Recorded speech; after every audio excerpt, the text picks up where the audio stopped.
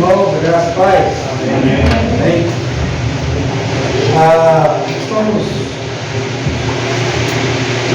dando uma sequência, de estudo com o pastor Davi, no livro de Colossenses. Hoje vamos dar uma pausa, e eu trouxe aqui um tema, um texto para nós estudarmos um pouco nessa noite, que fala a respeito de algo muito importante para nós como cristãos, que é o ministério que todos nós temos. Nós temos, a Bíblia diz que nós, depois que somos salvos, escolhidos pelo Senhor, o Espírito Santo nos cela, e nós temos dons. Cada um de nós tem pelo menos um, ou mais de um. Mas existe, além dos dons, algo fundamental e importante, e esse é o ministério de todo crente. Qual que é? Quem sabe? Qual que é o ministério de todo crente? Qual que é o dever de todo crente? Pregar o Evangelho. Pregar o Evangelho, pregar a palavra de Deus àqueles que ainda não conhecem. E hoje eu vou usar um texto para nós trabalharmos nessa noite, que fala a respeito da ordem que o próprio Senhor Jesus deu aos discípulos. Então nós podemos usar isso como lógico, como modelo para nós cristãos, porque nós também, assim como os 12, somos discípulos dele. E esse é o mandamento do Senhor: ide por todo o mundo, por todas as nações, por todos os lugares, e pregai o Evangelho, fazei o Evangelho do Senhor conhecido. Essa é uma ordem para todo cristão. Então, às vezes as pessoas confundem pregar o Evangelho com um dom de ensinar, de ministrar, de ser pastor, de ser mestre.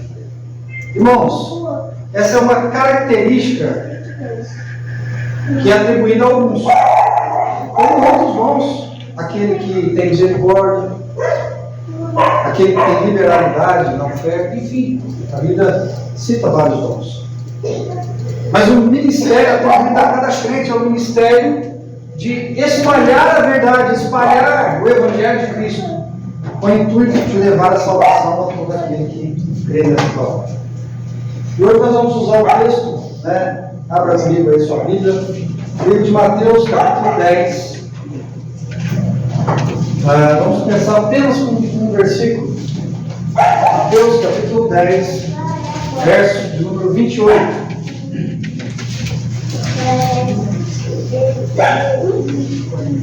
Mateus, capítulo 10, a partir do verso 28. Aqui, o próprio Senhor Jesus falando aos discípulos. E esse versículo aqui é um versículo que a gente sempre ouve, isoladamente, às vezes. Mas hoje eu quero chamar a atenção dos irmãos para que o contexto ele foi escrito. Qual o objetivo principal a que o Senhor Jesus se refere quando ele fala aos discípulos? Não temais o que mata o corpo e não pode matar a alma. Temei antes aquele que pode fazer para perecer no inferno tanto a alma como o corpo. Todo mundo já conhecia esse versículo? Eu já vi até algumas pregações a respeito desse versículo. O Senhor Jesus, junto com os discípulos ali, eu quero tomar por base apenas esse versículo, porque ele traz uma informação muito forte. Não tem mais o que mata o corpo e não pode matar a alma. Não tem mais quem? Quem pode matar o corpo e não pode matar a alma?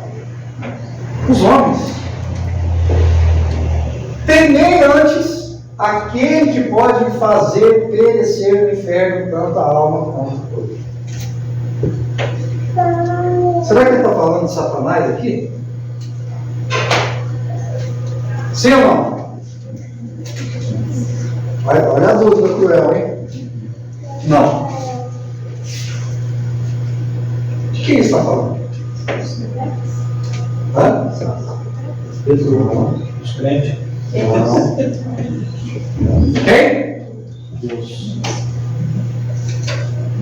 E essa é uma informação importante, né? Temei antes aquele, o Senhor Deus, que pode fazer perecer o inferno contra a alma ou o mundo. O homem é capaz de fazer mal a nós. Como? Um homem pode tirar a nossa vida, não pode? Mas ele não pode tirar a vida eterna. O Senhor Jesus está falando com os seus discípulos aqui justamente isso. Não temais o homem, mas temam a Deus, porque Ele sim é capaz de perecer no inferno tanto a alma quanto o corpo. E esse deve ser o real temor do homem. Por quê? Nós vamos estudar aqui hoje em que contexto o Senhor Jesus escreveu isso. Volta para mim, Vitor. Capítulo 9, versículo 35. Jesus, depois de fazer alguns milagres, caminhava com os discípulos.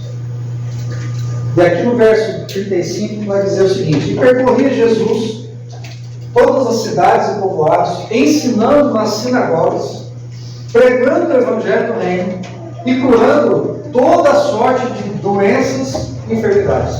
Jesus estava em seu pleno ministério, os discípulos andando com ele, Jesus fazendo seus sinais pelos povoados, pelas sinagogas, ensinando, pregando o evangelho, curando de todas as sortes e enfermidades, mostrando de fato, de verdade, que ele era o Messias, o Filho de Deus. 36. Vendo ele as multidões, compadeceu-se delas, porque estavam aflitas e exaustas, como ovelhas que não têm pastor. Nós vamos imaginar Jesus percorrendo as cidades, apenas um homem curando, e as pessoas se aproximavam de Jesus, levando os doentes, os endemoniados, as pessoas que estavam aflitas, perturbadas, e à medida que Jesus podia, ele curava, ele expulsava os demônios, ele ensinava, ele pregava o evangelho. Mas, de repente, Jesus se depara com as multidões. Vendo ele as multidões, compadeceu-se dela, teve misericórdia das multidões, porque estavam aflitas e exaustas como ovelhas que não têm pastor. Algo muito parecido com aquilo que nós vemos hoje. As pessoas aflitas, exaustas, como ovelhas que não têm pastor. É um cenário muito parecido com o nosso. E aí então Jesus se compadece delas e olha para os discípulos, verso 37. E então se dirigiu a seus discípulos. A seara, na verdade, é grande, mas os trabalhadores são poucos. Jesus olha e fala: é gente demais. É muita gente aflita, é muita gente exausta, é muita gente como ovelha sem pastor. A seara é muito grande, mas os trabalhadores são poucos. Que trabalhadores? Aqueles que deveriam estar pregando o evangelho com o Senhor Jesus. E ele então dá uma ordem aos seus discípulos, verso 38. Rogai, pois, ao Senhor da seara que mande trabalhadores para a sua seara. É interessante que Jesus, sendo o próprio Deus, ele pede aos seus discípulos que roguem ao Senhor da seara. Quem é o Senhor da seara? O próprio Deus. Para que ele pudesse o quê? Mandar trabalhadores para a sua seara. Qual seara? Qual campo aqui? Jesus está falando. Jesus está ali diante das multidões aflitas, das pessoas perdidas, de ovelhas sem pastores, e ele olha para os seus discípulos e fala: rogai ao Senhor da seara para que mais trabalhadores para a sua seara. Muito bem. Capítulo 10, verso 1. No capítulo 10, no verso 1, até lá, depois ainda do 28, né, nós vamos estar lendo todo praticamente o versículo do capítulo 10, Jesus então vai dar as ordens aos seus discípulos. Bom, eu já falei para vocês, eu já mostrei para vocês que existe uma seara muito grande, que as pessoas estão sedentas de ouvir o Evangelho, que os trabalhadores são poucos. Rogue ao Senhor Jesus que mande mais trabalhadores, porque a seara precisa ser trabalhada. E ele então aqui, voltando-se para os seus discípulos, ele vai dar aqui os ensinamentos, ele vai encorajar esses discípulos do que seria esse trabalho, do que então se tratava como que esses trabalhadores teriam que trabalhar. E eu fico imaginando Jesus olhando aquela realidade, né? Ali Jesus pregando o Evangelho. Jesus estava pregando o Evangelho para quem ali, inicialmente? Para os judeus. Quem eram os judeus? Os religiosos da época, né? Toda uma nação ali, religiosa, uma nação que praticava o judaísmo, que tinha ensinamento, uma ligação religiosa, não eram gentios. E Jesus então prepara os seus discípulos para a missão que eles teriam, que era uma missão muito difícil, de pregar o Evangelho a pessoas que primeiro não acreditavam que Jesus era Messias, que muito provavelmente aos olhos deles estariam tentando criar uma nova religião. Será que isso seria fácil? Não. Seria provavelmente muito difícil. Como foi, né? Qual foi o final mesmo dos discípulos?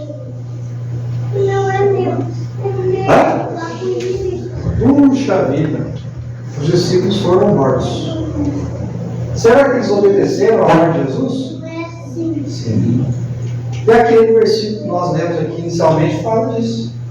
Parece que eles compraram a ideia, né? Tem meio antes aquele que pode fazer aparecer o inferno tanto o corpo quanto a alma.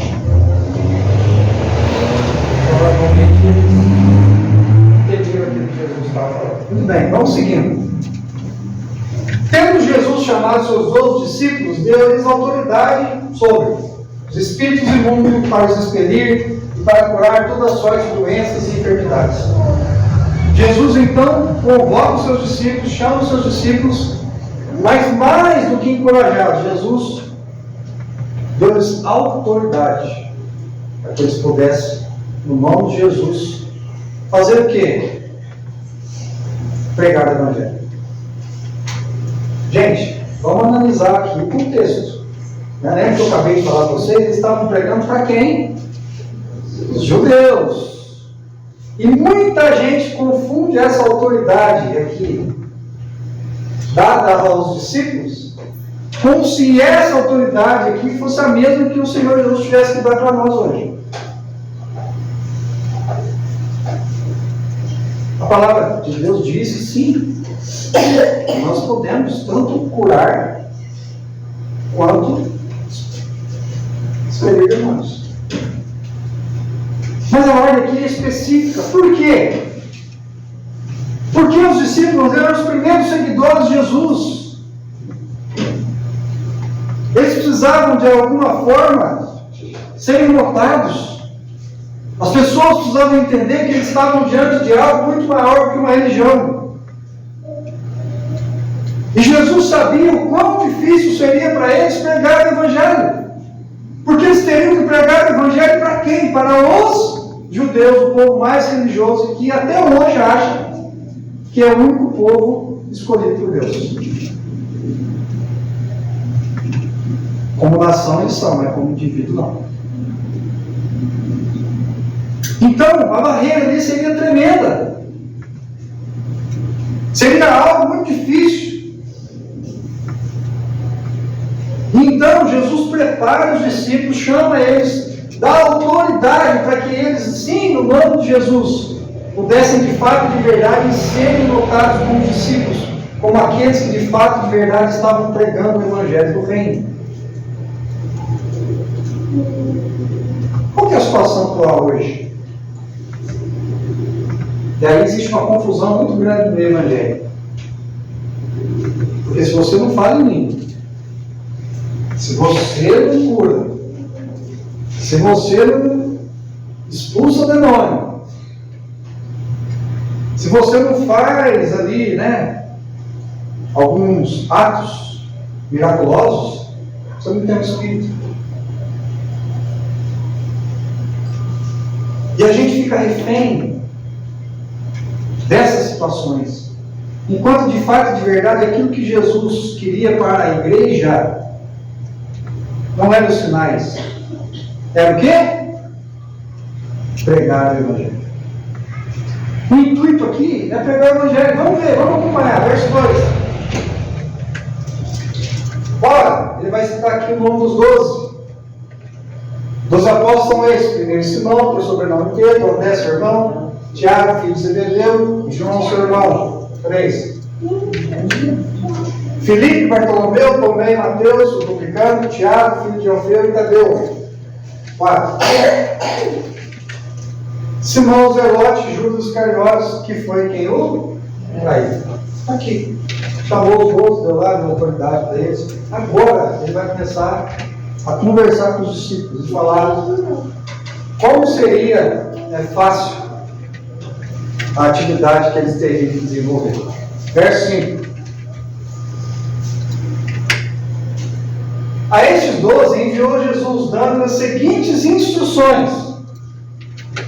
Olha, está aqui, vocês são meus discípulos, a instrução para a pregação do Evangelho é essa: não tomeis como os gentios, nem entreis nas cidades de Samaritano. Inicialmente Jesus queria pregar o Evangelho para quem? Verso 6. Mas de preferência procurai as ovelhas perdidas na casa de Israel. É aqui que vocês vão começar o ministério. É aqui que vocês vão ter que pregar o Evangelho para uma nação, um povo que segue o quê? A lei. Mas Jesus, como depois foi escrito por Paulo, Cristo é o quê? O fim da lei é Cristo. E essa é a missão daqueles homens. Eles precisavam pregar o Evangelho para aquelas pessoas e para as ovelhas perdidas da casa de Israel. Verso 7. E à medida que seguirdes, pregai que está próximo o reino dos céus. Agora é necessário vocês pregar para eles que o Messias já veio e que agora o reino dos céus está se aproximando. Verso 8. Curai enfermos, ressuscitai mortos, purificai leprosos, expelir demônios, de graça recebestes, de graças vai. De graça recebeste. Eles fizeram algum esforço para ter esse poder? Não. Jesus deu autoridade para que eles pudessem fazer isso. Com qual intuito? Qual é o intuito aqui? Gente, as pessoas têm uma confusão muito grande quando se trata de curas, milagres e tal. Os milagres de Jesus na Bíblia, na sua grande maioria, para não dizer na totalidade, foram milagres messiânicos. O que significa isso? Eram milagres que tinham como propósito demonstrar que Jesus era o Messias. Ah, mas e as pessoas que estavam sendo curadas? Que bênção! Elas foram curadas porque Jesus teve misericórdia delas, porque elas tiveram fé. Mas principalmente porque Jesus era Filho de Deus. As pessoas precisavam entender que elas estavam diante do Messias.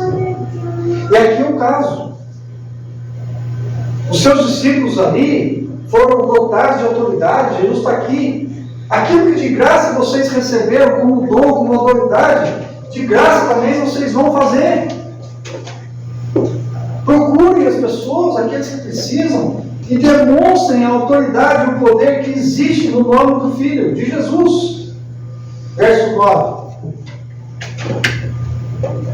Não vos provereis de ouro, nem de prata, nem de cobre nos vossos cintos. Que coisa, né? Os primeiros discípulos, os primeiros líderes da igreja não pensavam. Ou se pensavam, Jesus já deixou bem claro para ele. O ministério do Evangelho não se trata de riqueza, não se trata de dinheiro. Não vos provereis de ouro, nem de prata, nem de cobre nos vossos cintos. O ministério do Evangelho é um ministério que revela a graça de Deus. De graça recebestes, de graças dai. Não é mercadológico, não é dinheiro. O ministério de Deus é algo gratuito recebido por nós como discípulos e algo também que deve ser gratuito para aqueles que recebem. E olha como você tem que se tornar na igreja atual, né? Quase que você tem que virar sócio do clube e pagar mensalidade, senão você não entra. 11, 10. Nem de alforje para o caminho, nem de 2 túnicas, nem de sandálias, nem de bordão, porque digno é o trabalhador do seu alimento. O que ele está querendo dizer aqui, gente? Não se preocupe em ficar acumulando, nem de alforje, nem de 2 túnicas. Ó, se tiver uma, tá o quê? Tá bom. Né? Por isso que ele vai citar aqui mesmo em Mateus, né? Não olhais para os passarinhos, no trabalho, no filho, no Senhor. Olha o livro do campo. Nem Salomão, por toda a sua riqueza e glória, se vestia tão bem como eles. Aqui Jesus está falando que era necessário. Eles precisavam apenas se revestir do quê? Da autoridade que Jesus deu para eles de pregar o Evangelho. De curar, de expelir demônios. Não se preocupando com riqueza, não se preocupando com coisas. Por quê? Porque digno é o trabalhador do que é do seu alimento. Vocês não vão, por outro lado, Jesus olha para eles e diz: não vai faltar nada para vocês. Não vai faltar nada para vocês. Verso 11. E em qualquer cidade ou povoado em que entrares, indagai quem neles é digno. E aí ficai até vos retirar. Jesus está dizendo: eu vou prover para vocês lugar. Eu vou prover para vocês pessoas. 12. Ao entrardes na casa, saudai.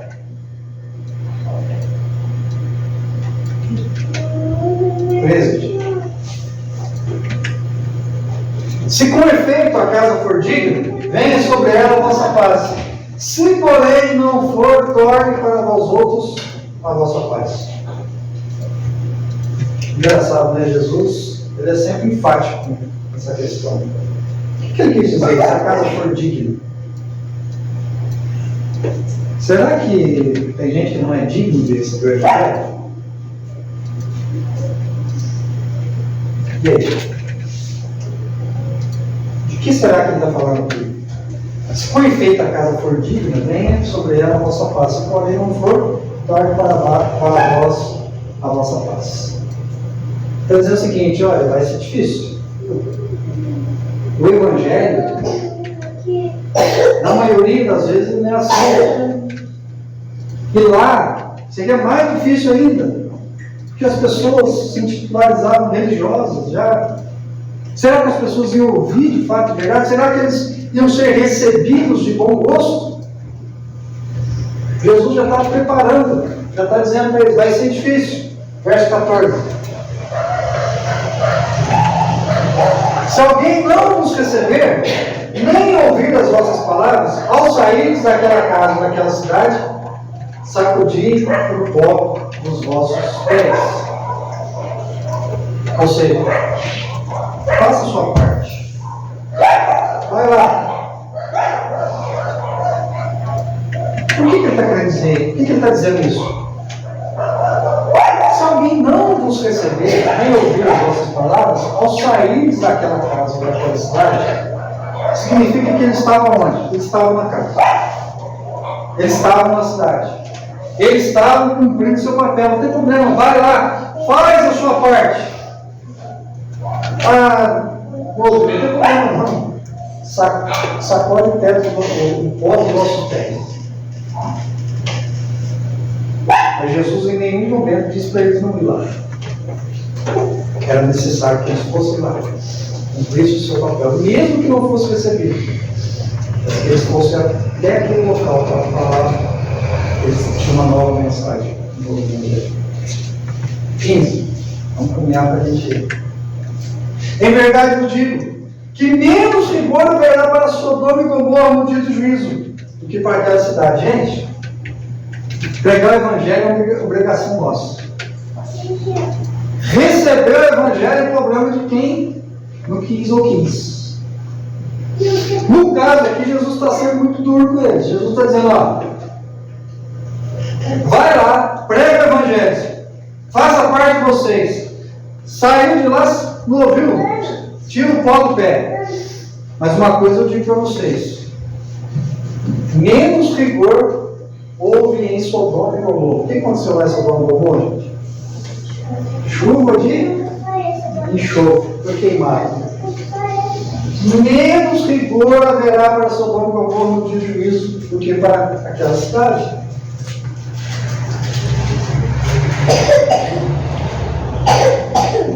Pregar o Evangelho é uma missão muito valorosa. Receber o Evangelho é tirar quem ou seja, pregar o Evangelho é tirar aqueles que recebem a pessoa da morte e levá-la para a vida. E aqui, Jesus está dizendo o seguinte: as pessoas precisam ter a oportunidade. A oportunidade precisa ser dada. Eu preciso de gente que possa fazer isso. Por isso que ele falou lá, minha seara é grande, os trabalhadores são poucos. Eu preciso de gente para fazer isso. Mas Jesus está deixando claro como que é. Não vai ser fácil.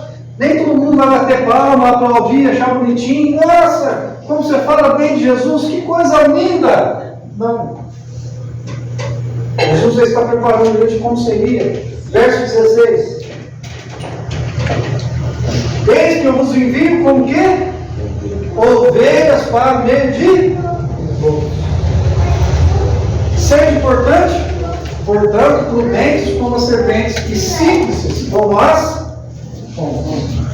Não fica achando que vocês vão pregar o Evangelho com a turminha que eu vos envio como ovelhas para o meio de lobos. Gente, imagina uma ovelha passando no meio do monte de lobo. O que acontece? Fica tudo quietinho, bonitinho, não. Ataque. Ataque.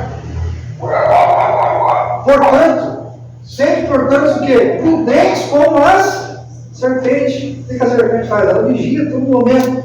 E simples como as pombas.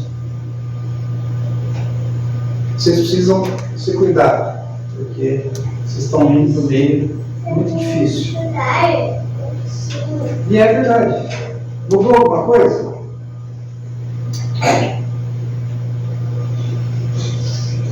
(17) Acautelai dos homens, porque vos entregarão aos tribunais e vos açoitarão nas suas sinagogas. Olha, Jesus olha para os discípulos e fala assim: olha, gente, presta atenção. Toma cuidado com os homens, porque é o seguinte: vocês vão ser entregados aos tribunais e mais. Vocês vão apanhar. Tá interessante? Tá bom? Vocês vão? É basicamente dizer para nós melhor. Se você for pregar o evangelho aqui na Bahia, as autoridades vão levar você para a cadeia. Você vai lá para o juiz, porque não pode, mas não pode, não é permitido. Só que tem um detalhe: você vai passar ali na cadeia e vão te dar uma coça. Jesus já estava. Isso aconteceu, gente? Várias e várias vezes, muito mais do que isso. 18. Por minha causa serei levados à presença dos governadores e de reis, para lhes servir de testemunho a eles e aos gentios. A eles quem? Aos judeus. E também a quem? Aos gentios. Presença de quê? Governadores e reis. Alta autoridade. 19. E quando nos entregarem, não cuideis com o que haveis de falar, porque naquela hora vos será concedido o que haveis de dizer. É basicamente o seguinte: eles iam ser levados, presos primeiro, e apanhar bastante. Depois eles iam chegar lá na frente dos reis, governadores, e falar assim: que negócio que é esse que eles estão pregando aí? O que é isso aí que você está falando? Que evangelho que é esse? Vamos falar naquela hora vos será concedido o que haveis de dizer. 20. Visto que não sois vós os que falais, mas o Espírito de vosso Pai é quem fala. Vocês têm autoridade, vocês têm o Espírito de Deus. Não se preocupem no que falar, porque o Espírito não tem autoridade. Essa era uma autoridade dos discípulos. Quem fazia isso? O Espírito Santo. Qual o Espírito? O mesmo que habita em nós. Ah, mas a situação é diferente. Naquele caso, sim, porque ele saiu realmente levar para a verdade. Mas o mesmo Espírito Santo que atuava na vida dele é o mesmo Espírito Santo que atua em nós. Verso 21.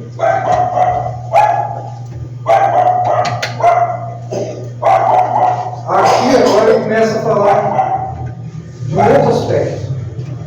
O irmão entregará a morte ao irmão, e o pai ao filho.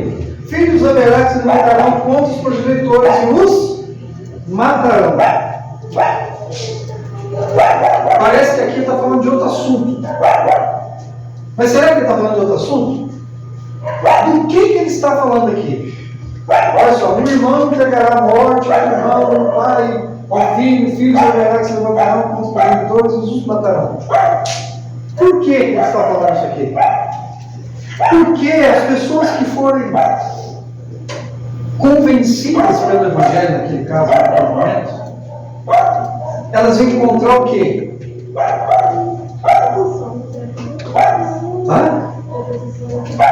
Muita oposição. A ponto do quê? Olha o que Jesus já está preparando os discípulos. Olha com que tipo de coisa vocês vão ter que lidar. Não está falando que é o pai deles, não está falando que é o irmão deles. Está falando o seguinte: que pessoas que receberam o Evangelho, e naquele momento ali, vai haver o quê? Uma divisão, vai ser a coisa tremenda, porque o irmão entregará a morte ao outro irmão, e o pai ao filho. Filhos haverá que se levantarão contra os pais, os progenitores, e os matarão. Nossa! Por causa do quê? Por causa do Evangelho. 22. Sereis odiados de alguns, de poucos. De poucos. Por causa do meu nome.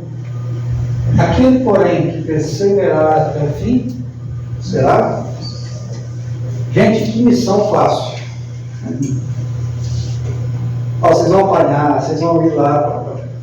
ter que falar no rei, vocês vão ser levados à autoridade, vocês vão enfrentar muita briga, vocês vão ser odiados por todos.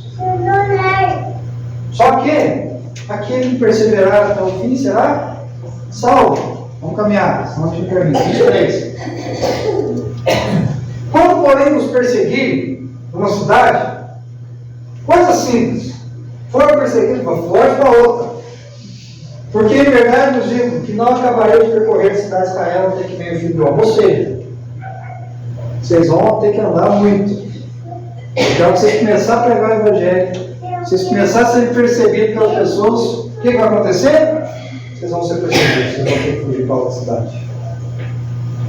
24. O discípulo não está acima do seu mestre, nem o servo acima do seu senhor. 25. Basta ao discípulo ser como o seu mestre, e ao servo como o seu senhor. Se chamaram Beelzebul ao dono da casa, quanto mais a seus domésticos. O que ele está querendo dizer aqui? Vocês precisam cumprir o papel de vocês. Vocês vão ser confundidos. Só que o que vocês são? Vocês estão cumprindo o papel de servo, daquele que deu a ordem, daquele que é o próprio Deus. Vocês vão cumprir o seu papel. 26. Portanto, não tem mais, pois nada é encoberto que não venha a ser revelado, nem oculto que não venha a ser conhecido. Esse aqui também é outro versículo, né? Você vai ver na internet, pessoal citando, igreja, os caras fazem até pregação em cima de um versículo só. Do que esse versículo está falando? Qual que é o contexto aqui? Exatamente o contexto que eu estava falando. Não tem mais. Gente, não tem nada encoberto. Tudo vai ser revelado. Nem o culto que não venha a ser conhecido. Uma hora tudo vai estar às claras. Jesus já sabia tudo o que ia acontecer, da sua morte, da sua crucificação, do ministério, aquilo que os discípulos iam passar, e tudo que acontece até hoje. Verso 27. O que vos digo às escuras, dizei-o à plena luz, e o que se vos diz ao ouvido, proclamai nos eirados. É disso aqui que Jesus está falando. O que eu estou dizendo só para vocês aqui agora, só entre nós, dizei a plena luz, dizei para todos. E o que se nos diz ao ouvido, o que eu falo para vocês aqui pessoalmente, proclamai nos eirados. Esse é o ministério dos discípulos. É assim que vocês vão ser tratados. Nada vai ficar encoberto, tudo vai ser claro. E aí ele começa a encorajar os discípulos, né? O 28 que nós começamos. Não temais os que matam o corpo e não podem matar a alma. Temei antes aquele que pode fazer perecer no inferno tanto a alma como o corpo. Jesus olha para os discípulos e fala assim: gente, tudo isso vocês vão passar. Tem um detalhe: não tenham medo de nada disso, porque o máximo que vai acontecer com vocês é o que? Vocês vão ser o quê? Mortos. Mas o que é melhor? Ser morto, perseverando, pregando o Evangelho, e ser morto por um homem, mas perseverar até o fim e ser salvo? Ou cair nas mãos daquele que pode fazer perecer no inferno tanto a alma quanto o corpo? Irmãos, não quero ser sensacionalista, nem colocar medo nos irmãos. Mas o Evangelho, o verdadeiro Evangelho, traz para nós uma responsabilidade muito grande. Talvez não no tamanho dos discípulos, porque ali é um outro contexto, né? Hoje, ninguém está ainda vindo perseguir a gente, ninguém está vindo aqui bater na gente, por enquanto, né? Ele estava conversando com o Davi que, quem sabe, daqui a uns anos a coisa caminha para esse lado.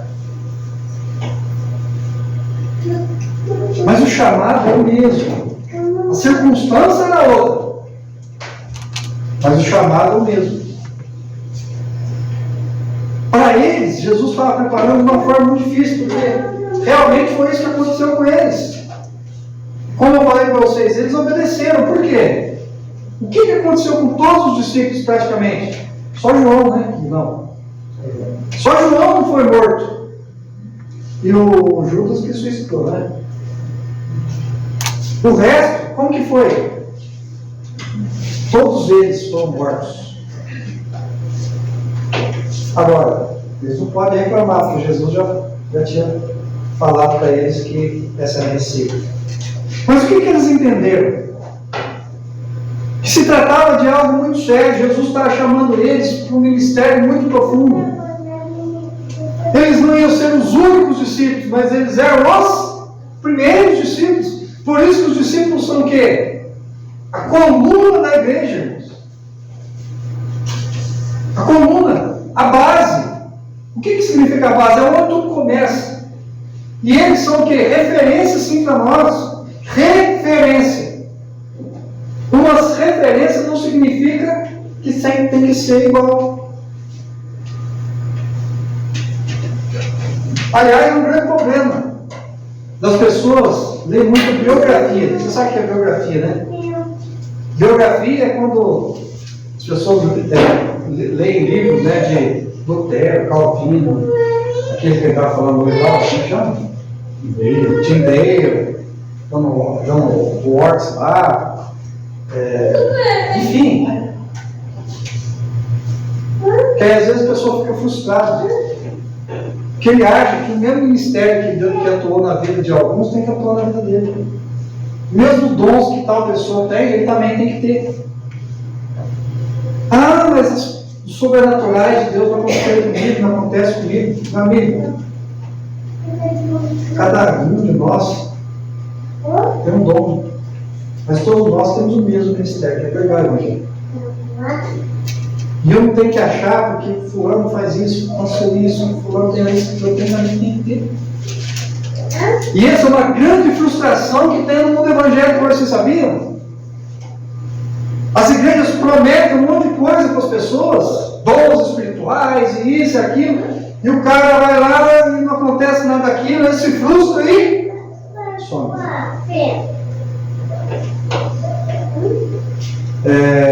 Augusto Nicodemos fala uma coisa muito importante, muito legal que eu gosto. Ser um crente de verdade, crer, é orar, é buscar Deus, sem ter tido, às vezes, nenhuma experiência miraculosa. E muitas pessoas vão passar a vida inteira fazendo isso. E às vezes não vão viver aquilo que John Watts viveu, muitos os apóstolos viveram. Mas provavelmente essas pessoas vão ter a coisa mais importante para o indivíduo, que é ter fé. A Bíblia fala que fé é o quê? Certeza e convicção de coisas que não se veem.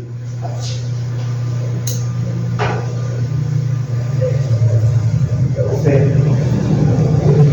é aquilo que move o coração de Deus, aquilo que agrada. A Bíblia fala: sem fé é impossível agradar a Deus. Não tem como agradar a Deus. Muito bem, caminhando para o fim, 29.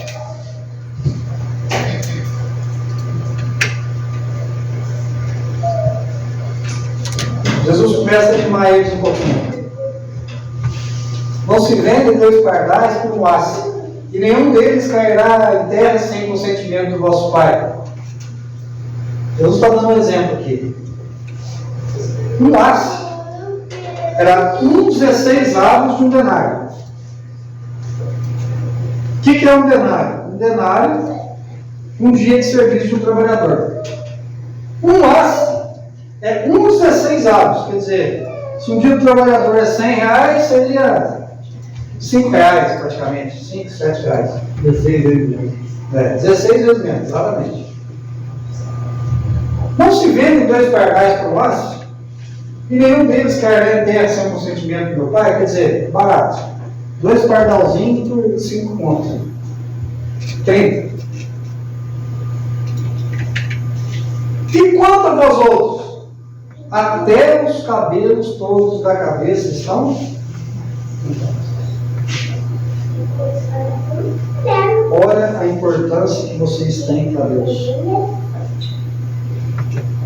31. Não tem mais. Bem mais valeis vós do que muitos. A sua vida é muito importante para Deus.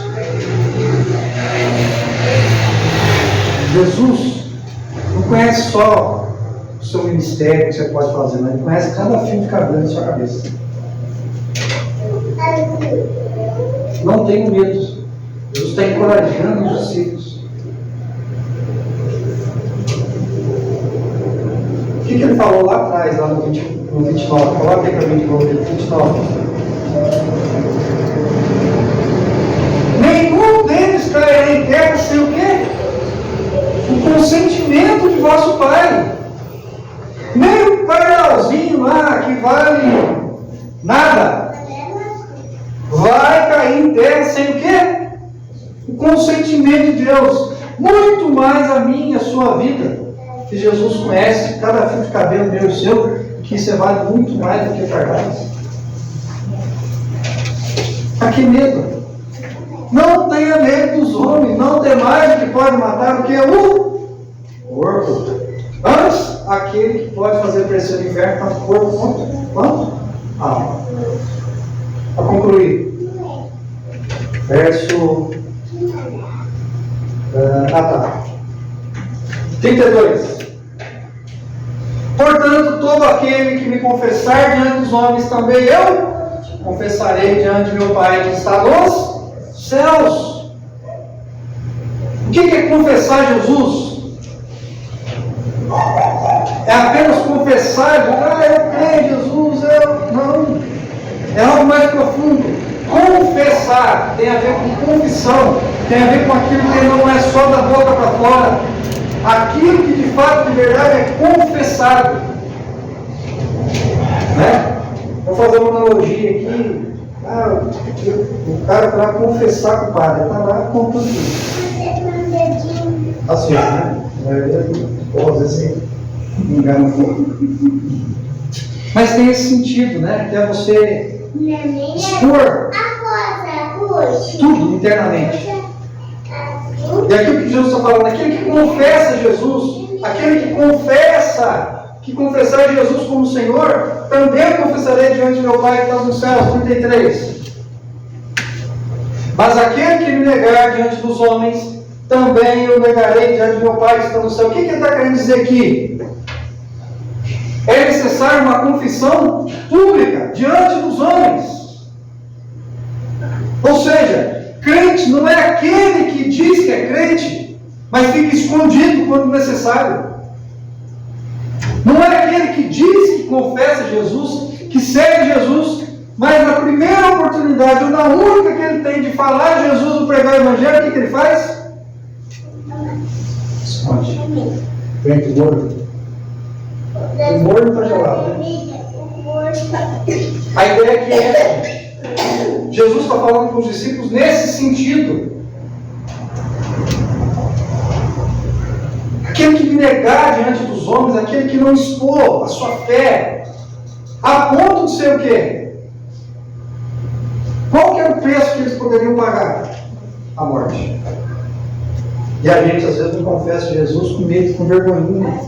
Jesus falar que é crente. É disso que Jesus está falando aqui. É essa a questão. 34. E a gente já está. Seguir Jesus, irmãos, não é fácil. Pode ter claro. Não penseis que vim trazer paz à terra. Não vim trazer paz, mas o quê? Paz. Não pense que para ser discípulo de verdade de Jesus você vai agradar todo mundo. Impossível. Jesus está dizendo, não vim, não é que Jesus quer a guerra. O sentido não é esse. Ele está falando que a vinda dele ia trazer o quê? Divisão, tensão. Não vem trazer paz, mas espada. Vão ter discussões. 35. Pois ia causar o quê? Divisão entre o homem e seu pai, entre a filha e sua mãe, e entre a nora e a sua sogra. Nora e sogra já não precisava ter fazer tanto esforço, né? Mas entre filho e sua mãe, entre homem e pai, enfim. O que Jesus está querendo dizer aqui? Vai ser difícil. Seguir a Jesus não é algo fácil. Ser um verdadeiro discípulo cristão não é uma missão fácil.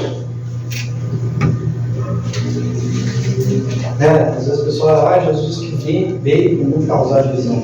Qual é o contexto de pregação do Evangelho? Não é que Jesus veio para isso, mas em função de tudo aquilo que eles deveriam fazer, o nome de Jesus ia causar essa divisão. Isso é real. 36. Assim, os inimigos do homem serão da sua própria casa. Bem rapidinho aqui. Importa agradar a... mas meu irmão, meu pai, minha mãe, agora eu me converti, como é que vai ficar isso aqui, gente? Jesus falou que ia ser assim. Glória a Deus que você ouviu a verdade, que você é um instrumento de Deus para pregar o Evangelho na sua casa, na sua família, para quem vai precisar ouvir. Por quê? Sem Jesus, qual é o caminho de todos? O inferno. É melhor ir para o céu brigando do que ir todo mundo para o céu de paz. O inferno de paz, não é? Não é melhor ir todo mundo para o céu brigando do que ir todo mundo em paz para o inferno? É isso que Jesus está falando. 37. Quem ama o seu pai e a sua mãe mais do que a mim não é digno de mim. Duro, pesado, né? Pesado. Quem ama o seu filho e a sua filha mais do que a mim não é digno de mim. Quem que ele está falando para os discípulos? Se você tiver que abandonar a família, tiver que abandonar a casa, tiver que abandonar pai, tiver que abandonar mãe, não importa. O Evangelho é mais importante que isso. 38. Só vou ler agora isso para a gente terminar. E quem não toma sua cruz e vem após mim, não é digno de mim. Eu tenho que comentar, não tem como. Qual que era a circunstância ali? O povo judeu já tinha visto quem?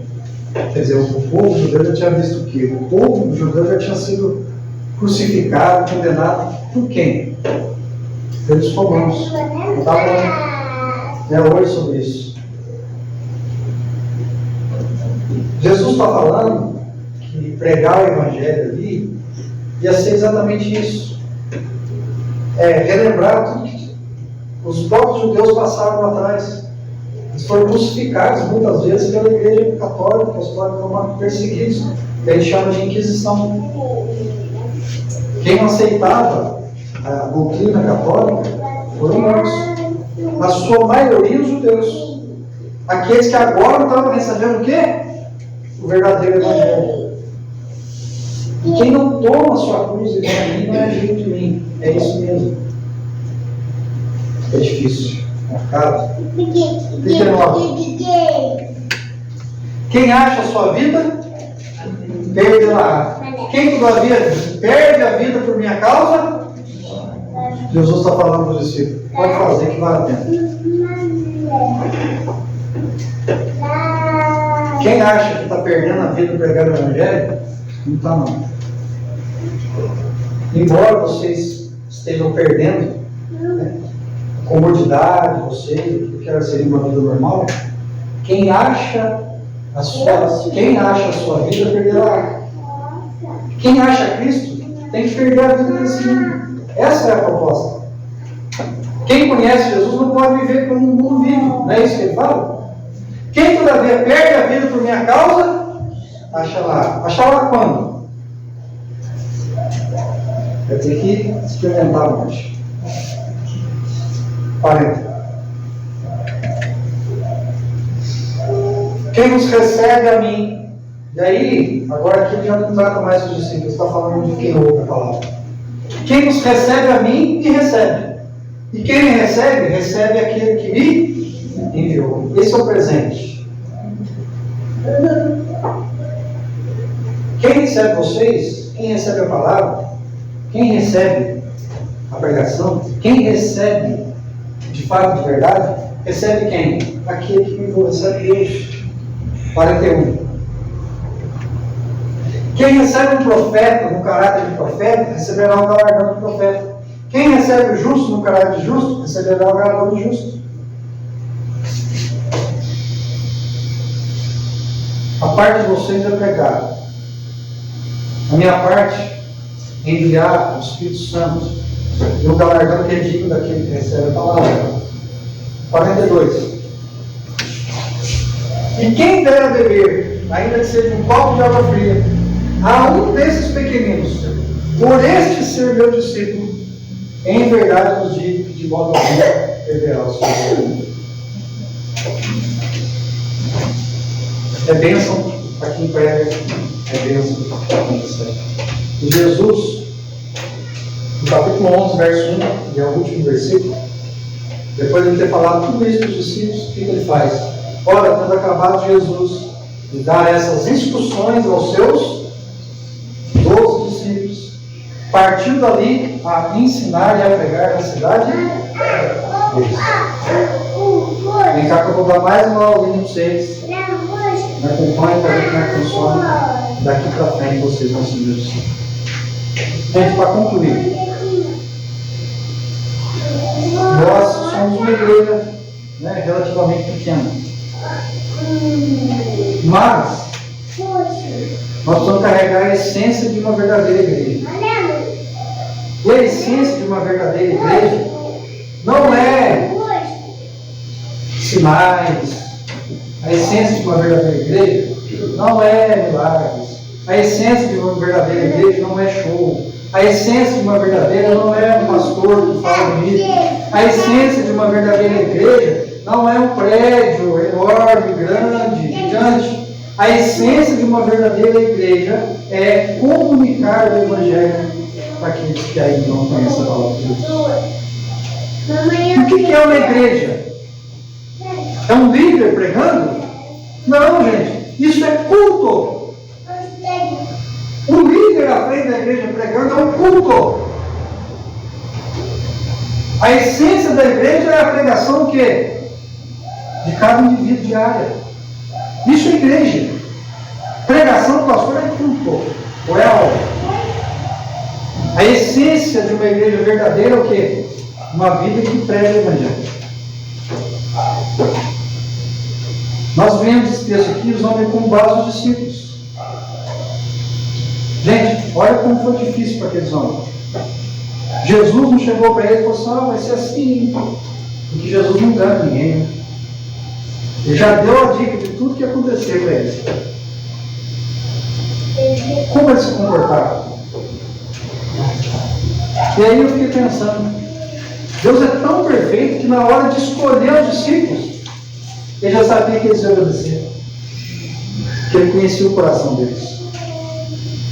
Jesus foi lá e escolheu quem? Mateus, Levi, publicano, cobrador de impostos.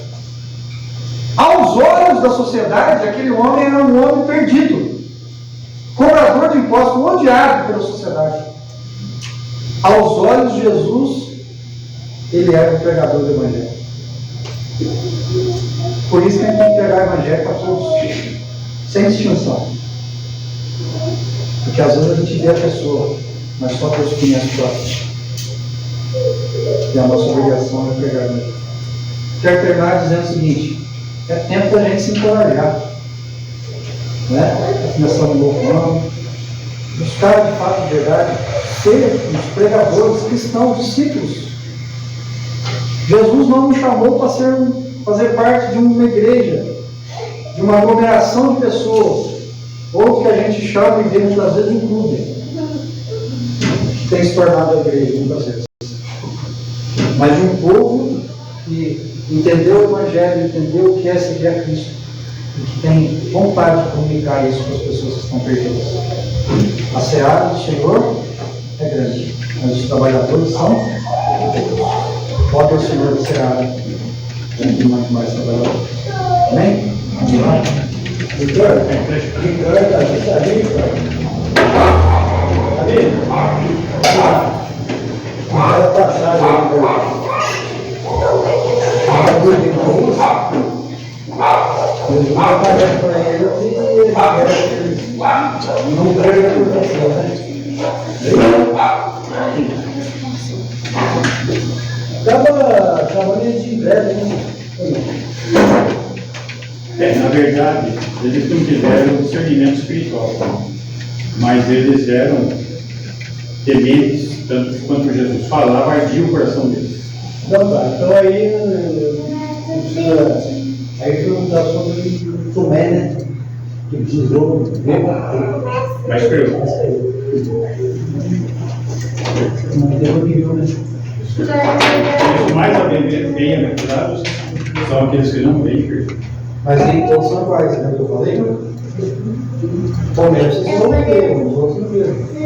Por isso que ele vai ser condenado. Às vezes ele, nesse aspecto, ele estava assim melhor. Nesse aspecto. Mas em outro aspecto, talvez ele fosse melhor que os outros. Senão não seria possível.